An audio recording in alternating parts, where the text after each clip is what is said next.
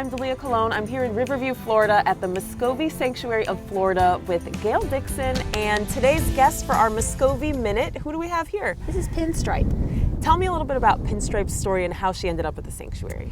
She was actually rescued by a vet tech in the Bloomingdale area, and she kept her for a couple of weeks and then thought something wasn't quite right, and so she brought her to us.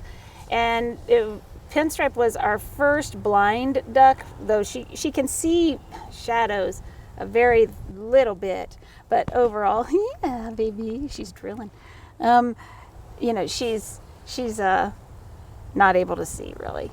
Wow. So this may be an obvious question, but what would be the unique challenges of her not being able to see? Well, change is very hard.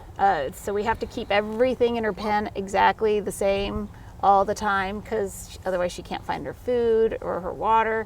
We keep the water close to the food so she doesn't have to go hunting. We keep her space just very limited, and we try to change things very little if at all possible. Also, we have to be careful not to let males in with her who could be a risk to her, or females, because she can't fight back. She won't see him coming and she can't fight back. Tell me about this term baby eyes. That's kind of what I came up with. Her eyes never grew. They stayed tiny like when she was born. So she does have eyes and she can blink and everything. They're just tiny. And is there a cure for this? No, it's a birth defect. We didn't know that it was going to be the case when she was little because she looked perfectly normal. But then as she grew and they didn't, that's how. So how's she doing? She's doing really, really well. She's actually got a friend. We got Avalanche. He's a big boy, and he too is very visibly challenged.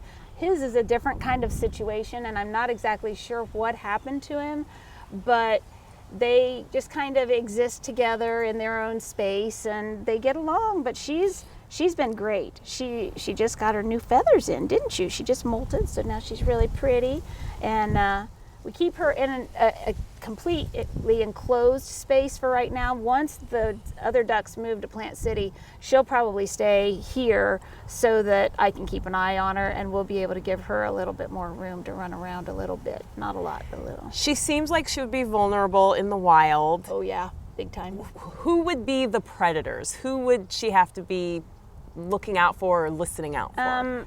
Well, just about everything. We actually have had a bobcat attack here throughout a whole year. He ended up taking out about 8 of our ducks, and he came really close to her, and she had a pen mate at the time, and her pen mate flew off.